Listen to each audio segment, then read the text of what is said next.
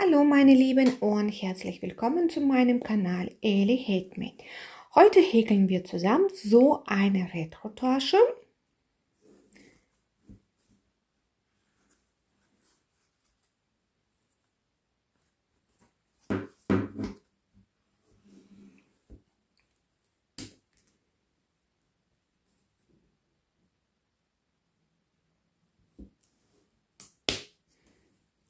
Die Maße von meiner Tasche ist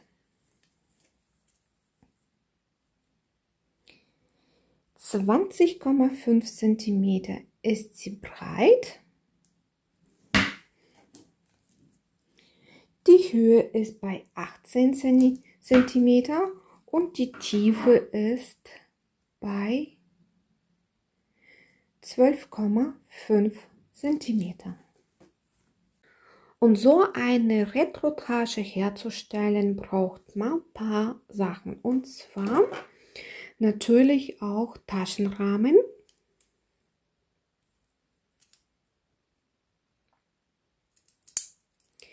Es gibt viele Taschenrahmen in verschiedenen Größen und Formen.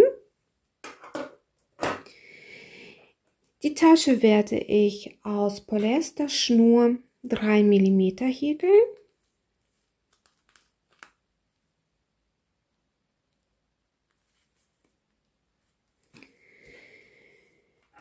Ich nehme dann noch dazu 3,5 mm Häkelnadeln, Schere, Feuerzeug, Schraubenzieher.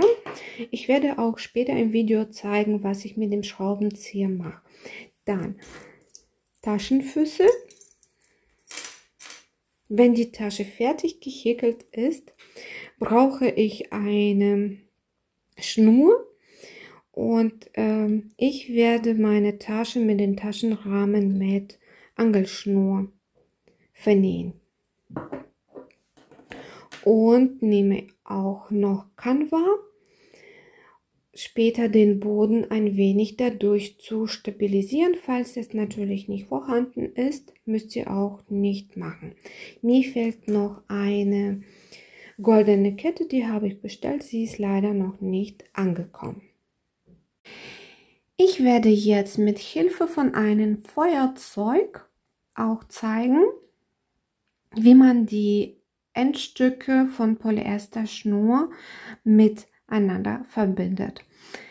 Also ich lasse jetzt ein wenig die Endstücke schmelzen. Dann lege ich die so zusammen und roll mit den Fingern. Ihr müsst natürlich auch noch aufpassen, weil durch den Schmelzen wird der Stoff auch sehr, sehr heiß. Ne? Also nicht, dass ihr euch auch verbrennt. Und so haben wir jetzt die beiden Enden miteinander verbunden, statt die Knoten zu machen.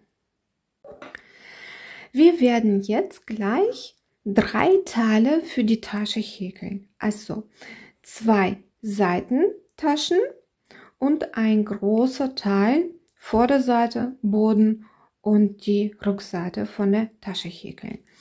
Dafür müssen wir unser Taschenrahmen aufmachen, wie ich schon vorhin gesagt habe. Taschenrahmen haben verschiedene Größen und Formen. Ich zeige an meinen Taschenrahmen und das könnt ihr auch für euren Taschenrahmen auch verwenden. Wie mache ich das, dass das nachher, wenn die komplette Tasche gehäkelt ist, dass ich hier in diesen Rahmen reinpasst? Und zwar, wir müssen jetzt eine Luftmaschenkette machen, die von einer Seite, wenn wir Taschenrahmen aufmachen, ihr könnt ihr auch sehen, 2 Metallseiten, also ein oben, ein unten. Und wir müssen jetzt uns so orientieren, dass die Luftmaschenkette von der unteren Seite von diesem Metall bis zu der anderen Seite von Metall lang ist. Also, wir schlagen jetzt die Luftmaschen. Die erste Luftmasche zähle ich immer mit, dass diese Luftmaschenkette auch von einer Seite bis zu der anderen Seite reicht. Und wir brauchen für unseren Diamantenmuster, so heißt dieser Muster, aus dem ich die Tasche machen möchte oder Tasche häkeln, ungerade Zahl. Also ungerade Zahl von Luftmaschen machen und dann darauf achten, dass das von einer Seite bis zu der anderen Seite diese Luftmaschenkette reicht. Ich habe jetzt 29 Luftmaschen eingeschlagen und ihr könnt sehen, dass meine Luftmaschenkette von einer Seite bis zu der anderen Seite reicht und man kann ja so ein wenig so lang ziehen, also nicht ganz, aber so ein wenig, ne? Also ich hoffe, das könnt ihr auch sehen. Ja, weil wenn wir die ersten paar Reihen gehäkelt haben, dann wird ja auch diese Kette auch ein wenig größer werden. So. Ich habe jetzt 29 Luftmaschen. Ich mache dann eine Luftmasche dazu und mit der ersten Reihe anzufangen. Also, ich häkle jetzt eine Reihe mit Festmaschen. Eine Luftmasche lasse ich aus und bei der nächsten Luftmasche fange ich an, eine feste Masche zu häkeln.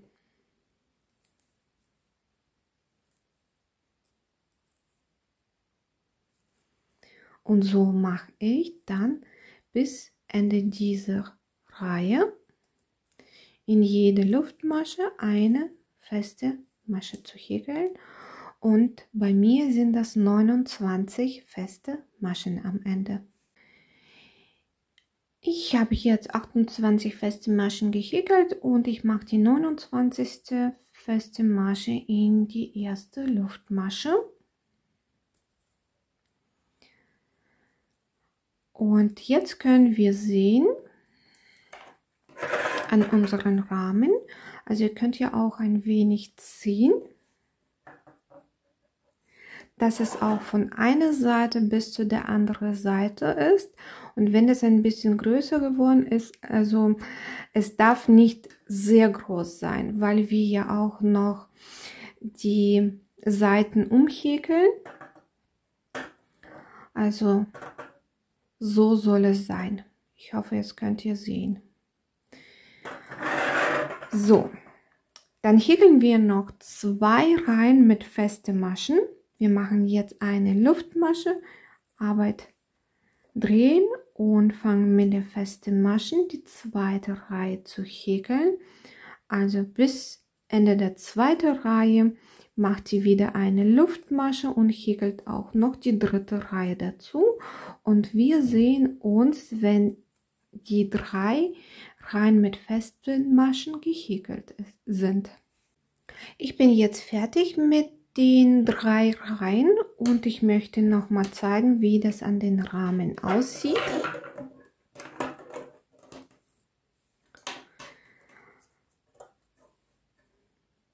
Es ist noch ein bisschen lang geworden, so schlimm ist es nicht, wenn wir jetzt anfangen Muster zu häkeln. Der Stoff wird sich so ein wenig zusammenziehen. Wichtig ist, dass das nicht über die Seiten geht. Das ist sehr wichtig. So, und dann fangen wir jetzt Muster zu häkeln. Wir fangen jetzt mit dem Muster an und Diamantenmuster, der wird mit 4 Reihen gehäkelt. Also die erste Reihe, wir machen jetzt eine Luftmasche, Arbeit wenden, häkeln in die erste Masche eine feste Masche. Dann machen wir eine tief gestochene Masche und zwar in die zweite Reihe. Also das war die dritte Reihe, das ist die zweite. Holen uns den Faden und häkeln dann die tief gestochene Masche. Dann eine feste Masche, wieder eine tief gestochene Masche und diese Maschen, die tief gestochenen Maschen, machen wir nicht zu fest, ein bisschen locker häkeln. Und dann wiederholen wir eine feste Masche und eine tief gestochene Masche bis Ende der ersten Reihe.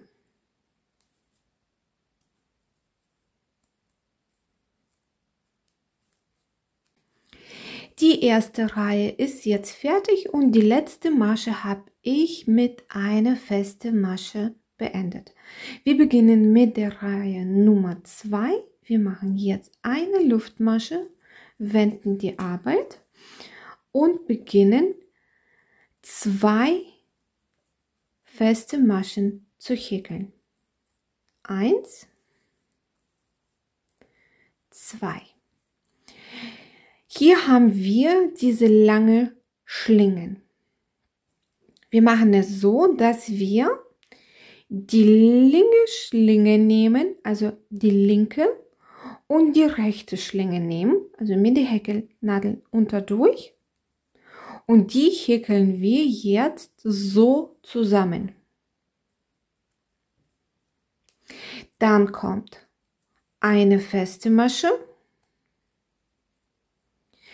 Jetzt machen wir das nochmal, also diese Schlinge und unter diese Schlinge und die häkeln wir zusammen.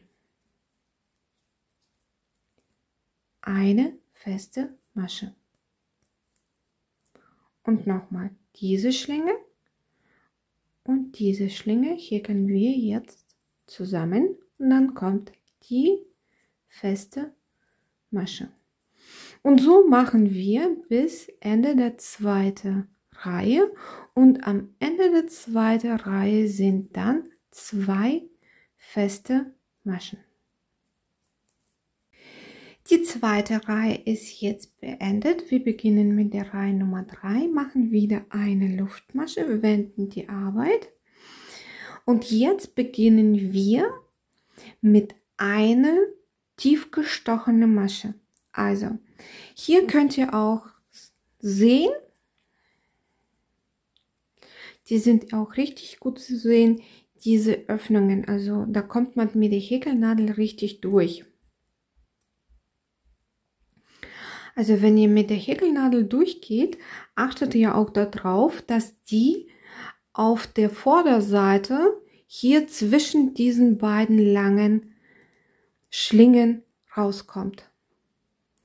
Also nicht so, die muss wirklich in der Mitte rauskommen.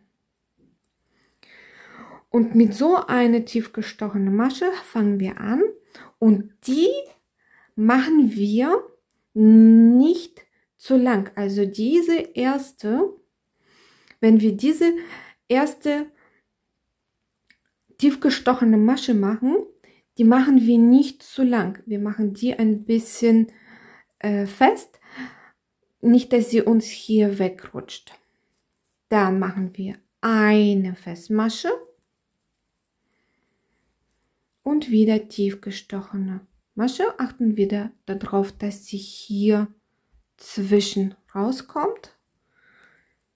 Und hier können wir ruhig eine lange tief gestochene Masche machen.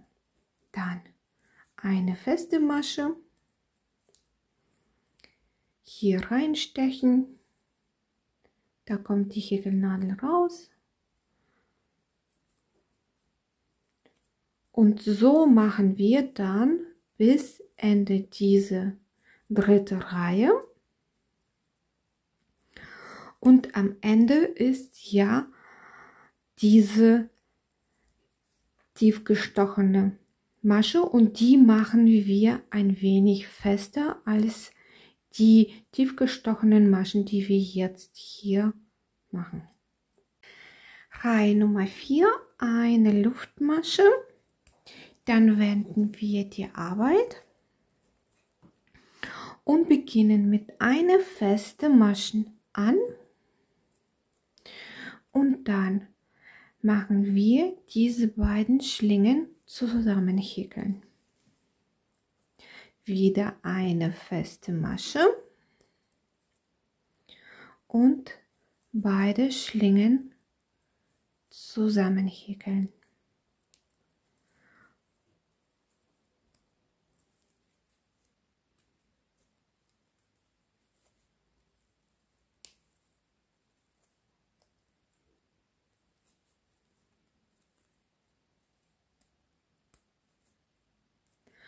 Und das machen wir bis Ende dieser Reihe und am Ende beenden wir die Reihe mit einer festen Masche.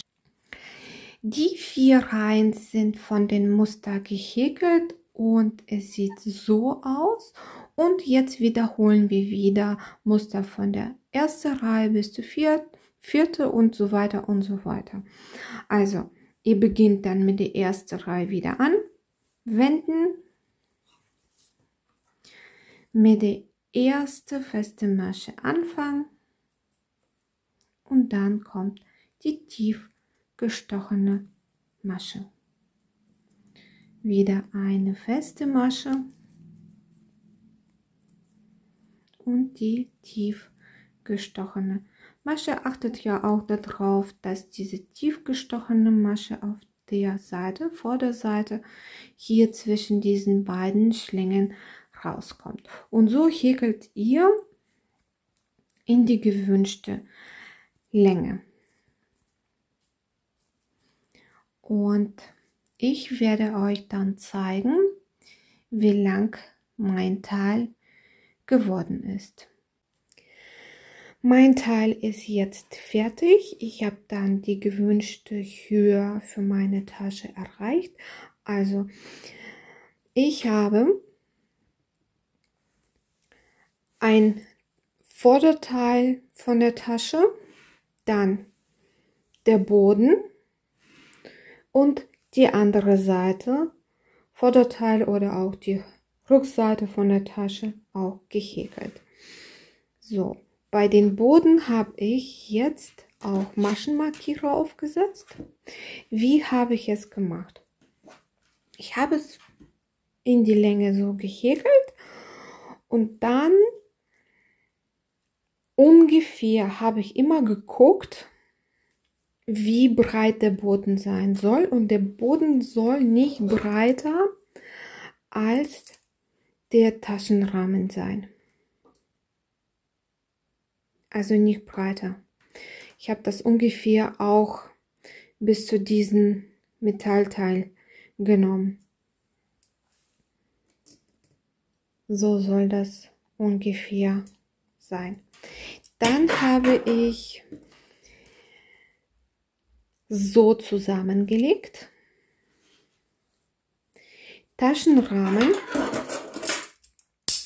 habe ich dann oben drauf gelegt, um zu gucken, ob es optisch die Tasche gut aussieht. Also von einer Seite und auch von der anderen Seite und ungefähr gucken, da wo der Boden ist. Da kommt noch 2 Taschenseiten. Und wenn wir die gehäkelt haben und angenäht haben, dann sieht es wie eine Tasche aus und dann sieht es natürlich ganz anders aus als jetzt. Ich möchte euch nur sagen, wie ich es gemacht habe mit dem Boden und die Seiten.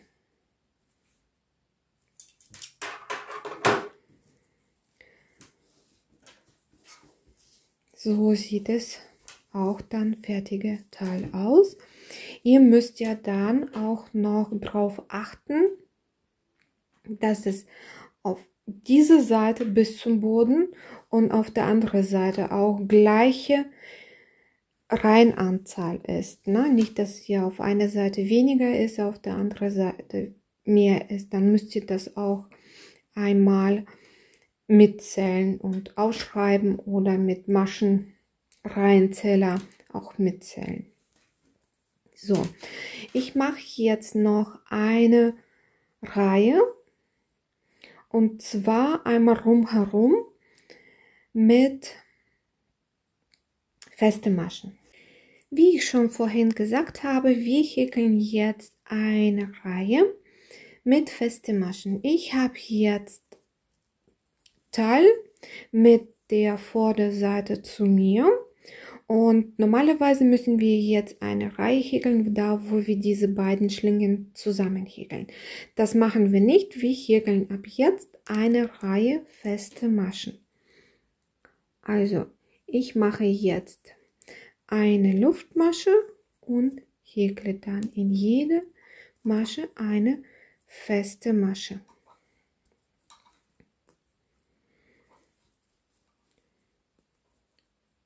In jede Masche eine feste Masche häkeln bis zu dieser Ecke. Ich bin jetzt bei der Ecke angekommen, mache eine Luftmasche und in dieselbe Einstichstelle mache ich dann noch eine feste Masche. So wende ich die Arbeit auf diese Seite. Jetzt müssen wir eine Reihe, also von dieser Ecke bis zu dieser Ecke, auf feste Maschen häkeln. Und wir müssen natürlich auch gucken, wo wir nach den Faden greifen.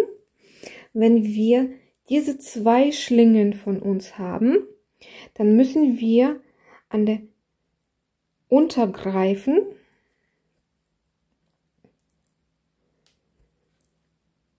so und feste Masche häkeln. Also das könnt ihr auch später selber sehen, wo ihr auch greifen müsst. Es ist nicht so schwer. Da wo diese Schlinge nicht vorhanden ist, dann nehmt ihr Faden, der am nah ist. Hier sind wieder zwei Schlingen unterdurch, dann die nächste, dann wieder hier unterdurch und dann zwei die nächsten häkeln. Und so häkeln wir dann bis zu der anderen Ecke. Und da, wo der Maschenmarkierer ist, nimmt ihr ab und stellt ihn wieder zurück. Das ist ja auch die Stelle, wo der Boden ja auch anfängt. Das ist sehr wichtig. Also, wie ich schon gesagt habe, häkelt ihr dann weiter die feste Maschen. Ich bin jetzt bei der Ecke angekommen und ich hoffe, ihr könnt ja sehen, so ist es geworden. Und wir wenden und gehen auf diese Seite und auf diese Seite häkle ich keine Festmaschen, ich häkle hier die Kettmaschen. Also hier ist die letzte oder die erste Luftmasche, die wir gemacht haben. Hier häkle ich dann noch die feste Masche, ziehe ich am Faden, dann mache ich eine Luftmasche und in die gleiche Einstichstelle mache ich dann eine Kettmasche.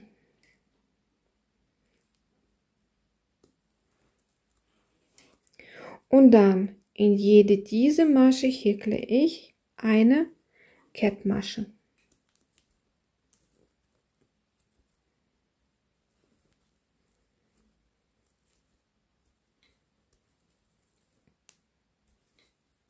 Das mache ich bis zu der Ecke.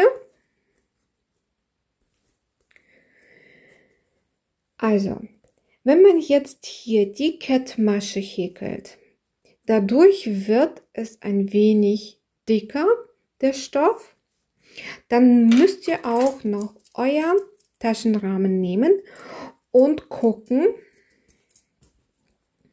wie gut dieser Teil reinpasst. Wenn es zu dick ist, dann häkelt ihr feste Maschen. Bei mir, dadurch, dass ja auch 3 mm Garn ist ein bisschen dünn. Hier mache ich dann die Kettmaschen und dann gucke ich, hier sieht so aus und dann helfe ich noch mit den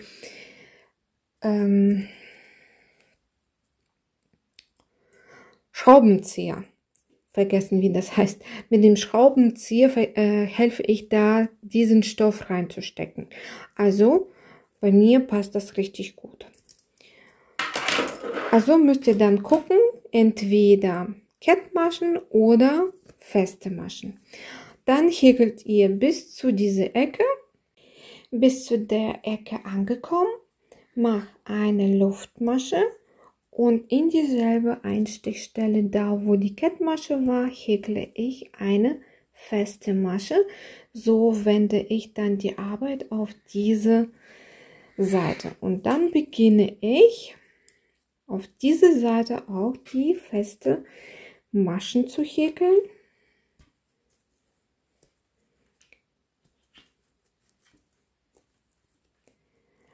Also hier kann man auch richtig gut sehen, wo man einstechen muss mit der Häkelnadel. Und so häkelt ihr dann bis zu dieser Ecke. Dann macht ihr auch eine Luftmasche in dieselbe Einstichstelle. Entweder häkelt ihr eine Reihe noch feste Maschen oder Kettmaschen. Und nicht vergessen, die Maschenmarkierer beim Umhäkeln umzustellen. Ich habe jetzt die Seite fertig und diese Seite fertig. Ich bin jetzt an der Stelle angekommen, da wo wir eine Luftmasche gemacht haben und mir fehlt dann noch eine Masche. Unter diese Luftmasche mache ich dann eine letzte Kettmasche.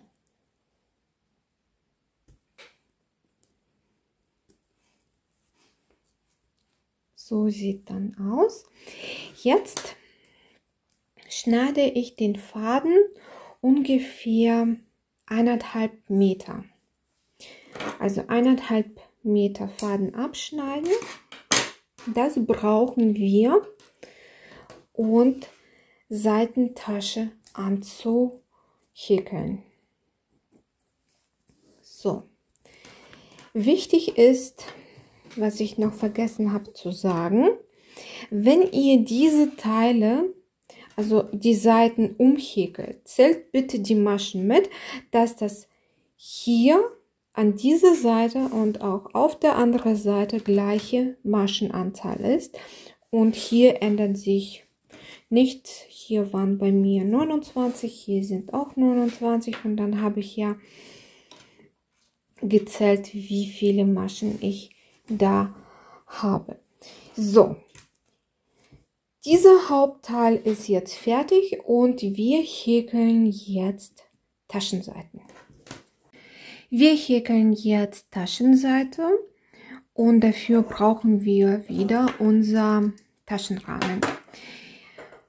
Wie bei den anderen Teilen haben wir die Breite genommen von dieser Seite und jetzt machen wir die Breite von dieser Seite. Also wir nehmen jetzt Luftmaschenkette genauso an wie bei den großen Teil. Also Luftmaschen aufschlagen. Ich habe jetzt 18 Luftmaschen gemacht und von der Länge ist diese Kette genau richtig. So, wir häkeln jetzt dann mit festen Maschen Reihe zu Reihe, dass wir später diese Höhe erreichen.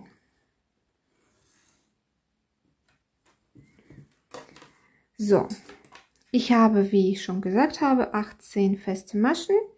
Ich lasse jetzt eine Masche aus und bei der nächsten Masche fange ich an und häkle 17 feste Maschen zurück.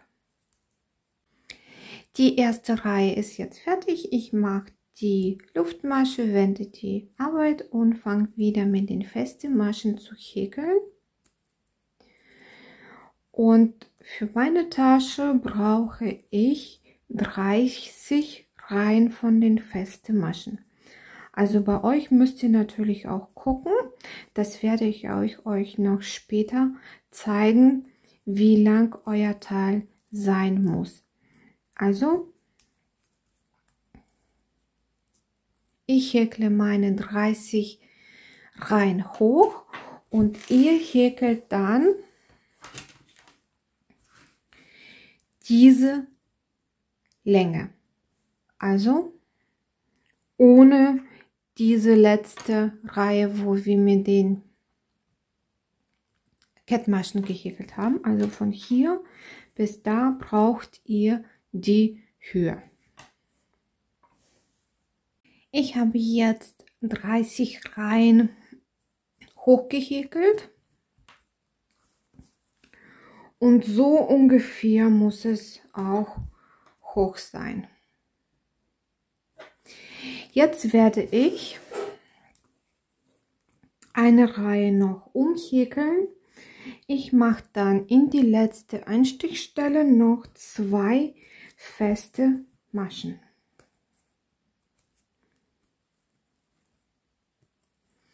Und dann in jede Reihe, die ich gehäkelt habe, häkle ich eine feste Masche.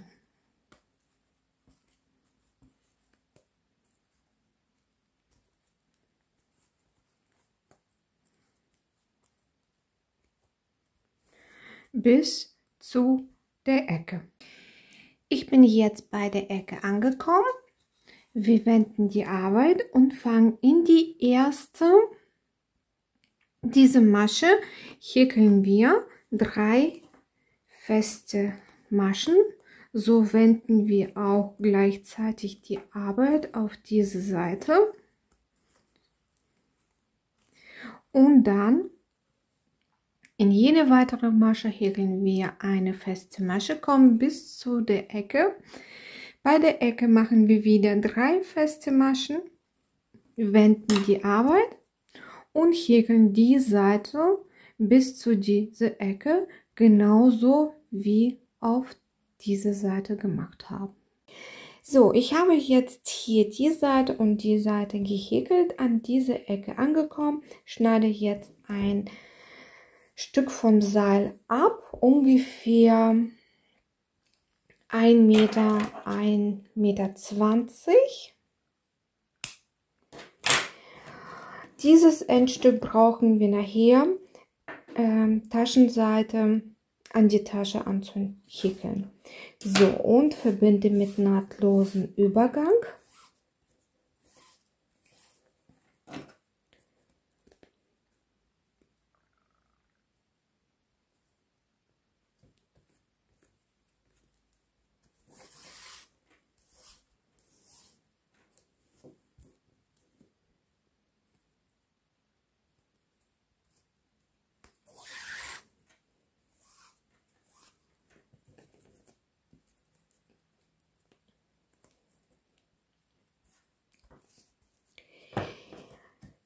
Und solche Teile braucht ihr 2 Stück, 2 gleiche solche Teile. Die müssen auch gleich sein. Und bei einem schneidet ihr Faden ab und versteckt auf der Rückseite und auf einem Teil lässt ihr so ein langes Stück. Und dann braucht ihr unser Teil, also unsere Tasche. Ich habe aus Canva hier schon den Boden ausgeschnitten, den werde ich gleich hier annähen. und dann nähen wir die Taschenseiten an. Und wie das gemacht wird, werde ich euch gleich zeigen. Also ich werde mit einfachen Stichen diesen Boden annähen und wie die Taschenseiten angenäht werden, zeige ich euch.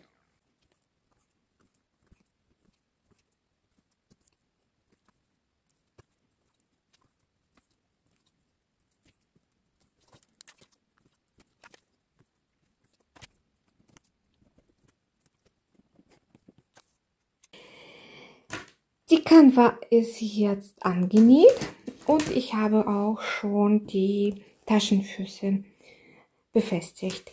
Das geht auch relativ einfach mit diesen Taschenfüßen. Wichtig ist, dass man auch die gleich aufsetzt und man steckt einfach Taschenfuß in die Tasche so rein.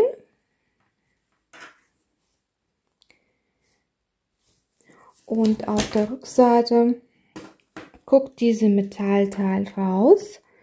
Dann biegt man diesen Metall auch auseinander.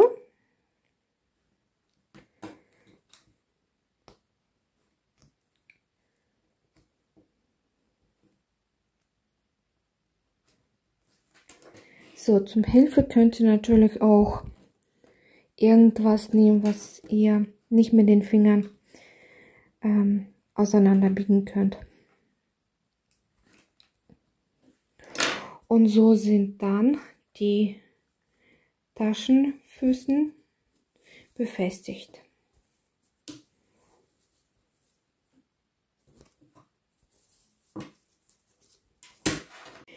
Jetzt werden wir Taschenseiten annähen. Hier haben wir die Reihe beendet und hier fangen wir dann die Reihe mit Kettmaschen an. Also wir nehmen ja dann Taschenseite mit der Rückseite zu der Rückseite von der Tasche. Einmal so.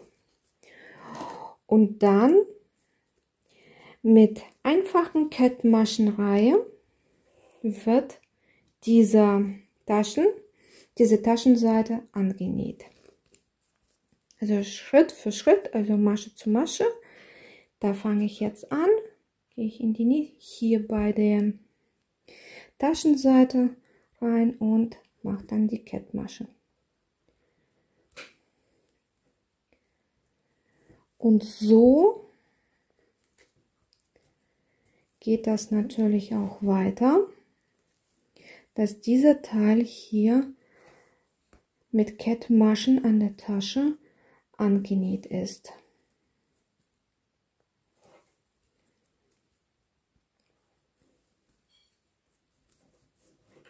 Also bis zu den Maschenmarkierer, dann zeige ich, wie es hier an der Ecke gemacht wird.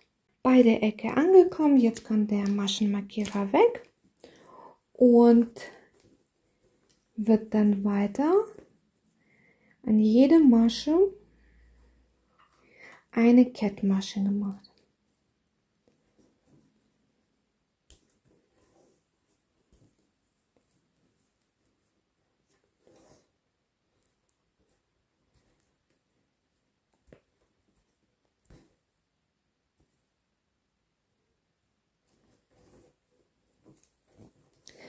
So, ich bin jetzt auch an der geraden Seite angelangt und mache ich natürlich auch weiter bis zu den Maschenmarkierer, auch die Ecken, jede Masche hier eine Kettmasche hier und dann bis zu Ende dieser Seite.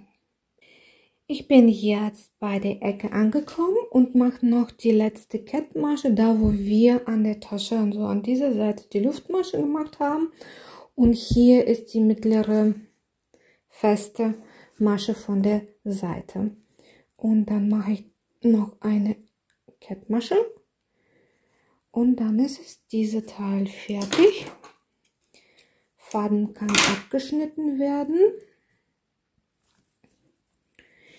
Ziehen wir jetzt auf die Rückseite.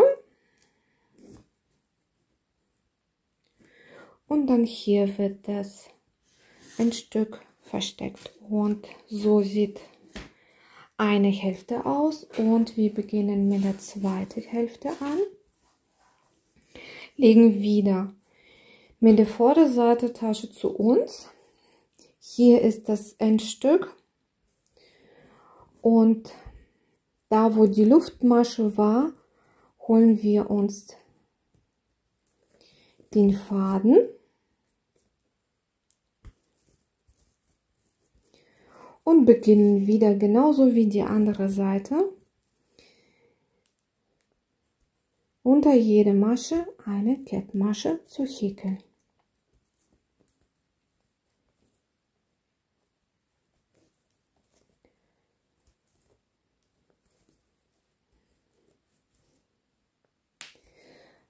Also, wir machen dann bis zu Ende.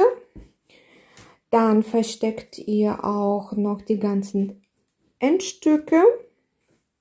Und dann zeige ich, wie der Taschenrahmen an diese Tasche befestigt wird. Die Tasche sieht erstmal so aus und wir werden gleich Taschenrahmen an der Tasche befestigen. Und zwar, wir machen jetzt den Taschenrahmen auf und legen den auf die Tasche oben drauf. So wie ihr sehen könnt, die Tasche ist ein bisschen größer als der Taschenrahmen selbst. Das ist okay, es muss so sein. Wichtig ist, dass dieser Taschenrahmen an der Tasche gut befestigt wird, bevor wir anfangen anzunähen, dass das uns auch nicht wegrutscht. Hier könnt ihr auch diese Öffnungen sehen. Das wird hier nicht angenäht. Das heißt, wir müssen hier in der Mitte von der Taschenseite ein paar Maschen freilassen.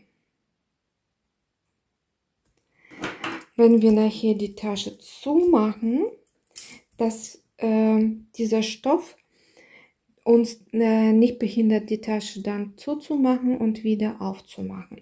Deswegen brauchen wir dann hier ein bisschen Freiluft. Ich hoffe, ihr versteht, was ich meine. Und das machen wir an beiden Seiten.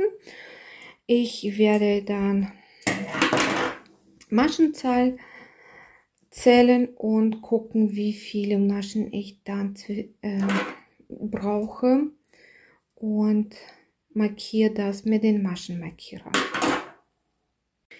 Ich habe jetzt die Mitte markiert und bei mir sind 5 Maschen. Ich lege dann Taschenrahmen auf und diese Stelle werde ich dann befestigen, also von einer Seite und von der anderen Seite. Dafür habe ich ja schon solche kleine Abschnitte vorbereitet und mache so, da wo der Maschenmarkierer ist, ziehe mir dann Faden und befestige dann an eine Seite fest.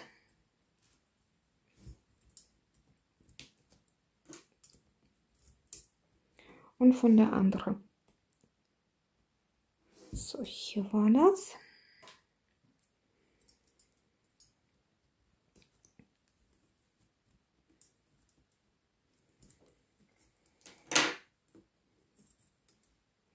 Also mit ganz einfachen Knoten mache ich hier fest. Mache sogar auch Doppelknoten, dass das mir auch nicht wegrutscht.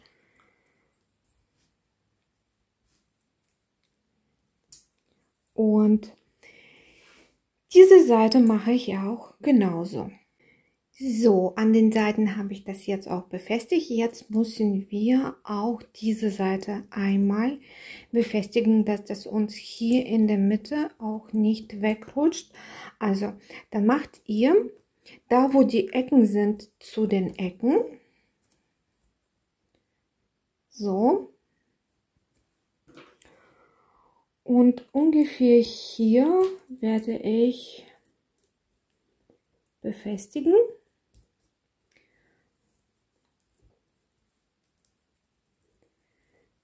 mache auch Doppelknoten, dass das mir auch nicht wegrutscht.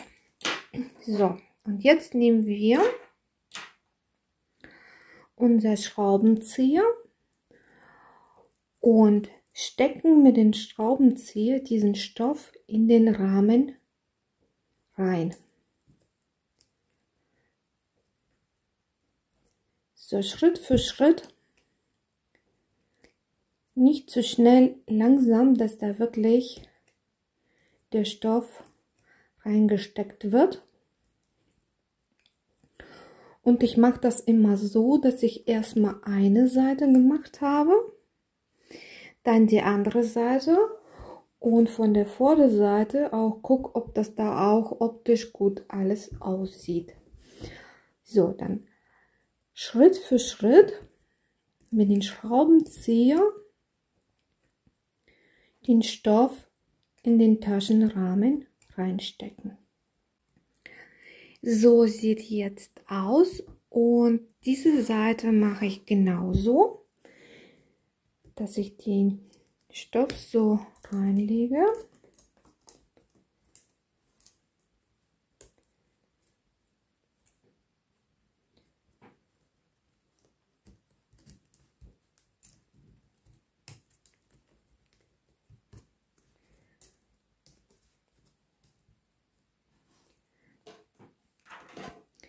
Dann befestige ich hier an der Seite genauso fest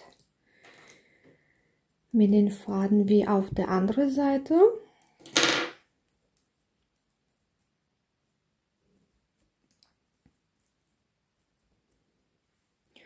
Und jetzt fange ich mit den Schraubenzieher auch auf diese Seite den Stoff da in den Taschenrahmen reinzustecken. Ich habe jetzt beide Seiten so gemacht. Ich habe jetzt hier in der Mitte, wo ich befestigt habe, weggenommen, um zu gucken, ob der Taschenrahmen jetzt richtig ist, ne? Dass das ja auch, wenn später angenäht, dass das ja die Tasche nicht schief und krumm ist. So, wenn die Tasche ein wenig an eine Seite gezogen wird, ne, dann könnt ihr in dem Moment noch alles korrigieren. Und wenn die Tasche später angenäht ist, geht natürlich nicht, ne? Also wenn der Rahmen, meinte ich, angenäht ist, dann geht das natürlich nicht. Also bevor alles angenäht wird, richten wir so ein, dass das auch alles dann richtig ist, dass die Tasche nicht schief und krumm ist. So, hier ist es natürlich was rausgekommen, aber es ist nicht so schlimm. Werde ich gleich noch mal alles reinstecken, aber so weit sieht die Tasche gut aus und ich befestige das noch mal und werde ich zeigen, wie man dann annäht. Ich habe schon den Angelschnur in eine Nadel reingesteckt und hier mache ich ganz einfachen Knoten, damit ich ja auch mit Nähen beginnen kann. Also ich mache das 2 bis 3 Knoten, dass das ungefähr so aussieht. Schneide dann das Endstück ab und beginne dann mit Nähen. Schraubenzieher brauchen wir, weil beim Annähen kann passieren, dass der Stoff wieder ein wenig rauskommt. Um das zu vermeiden, stecken wir immer wieder den Stoff wieder rein, ne? So. Und ich beginne dann von einer Seite und gehe so im Kreis. Ich steche jetzt erstmal die Nadel und achte darauf, dass die aus dem Loch rauskommt bei den Taschenrahmen. Dann Faden durchziehen und in die gleiche Einstichstelle, aber vielleicht ein paar Millimeter weiter weg, da wo der Knoten ist, und diesen Faden zu befestigen. Na, also so ungefähr soll es sein. Dann in die gleiche Einstichstelle gehe ich nochmal. Die Nadel soll auch rauskommen, da wo diese Loch ist. Ziehe wieder den Faden.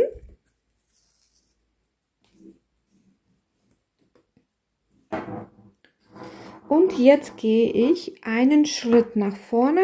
Ich steche jetzt mit der Häkelnadel bei dem nächsten Loch rein. So, hier ist mir der Stoff schon rausgerutscht. Und mache jetzt den rein.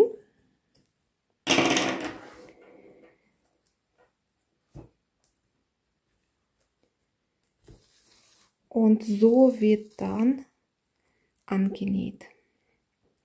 In den gleichen Einstich oder in die gleiche Einstichstelle mache ich das nochmal.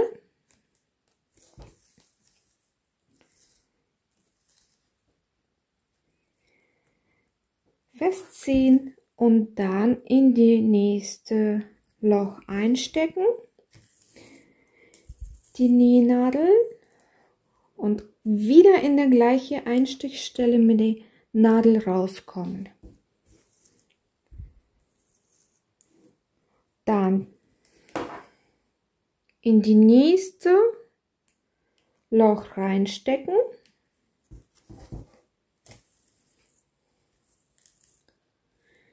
Die gleiche Einstichstelle und in den gleichen Loch von der Seite wieder rauskommen.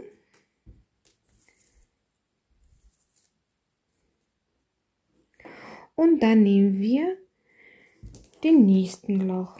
Und so wird dann Stich für Stich, Schritt für Schritt die Tasche angenäht.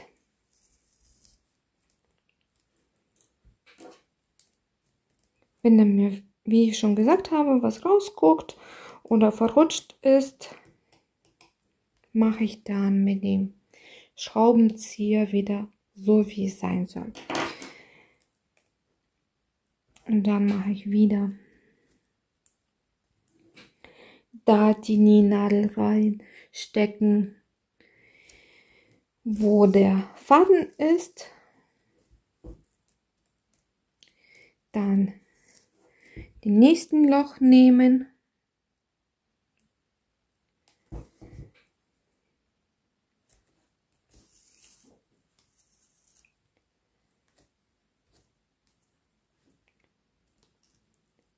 Die gleiche Einstichstelle.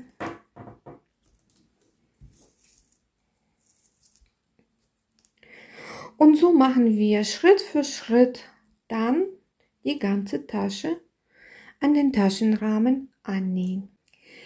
Der Taschenrahmen ist jetzt angenäht und sieht so aus.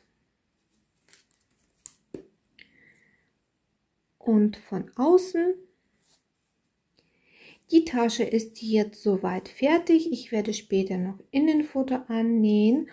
Und von meiner Seite war es das schon. Ich hoffe, dass mein Video euch gefallen hat. Ihr macht dann einen Daumen hoch, meinen Kanal abonniert. Ich auf dieser Stelle wünsche euch dann viel Spaß beim Nachhäkeln. Tschüss und bis zum nächsten Mal.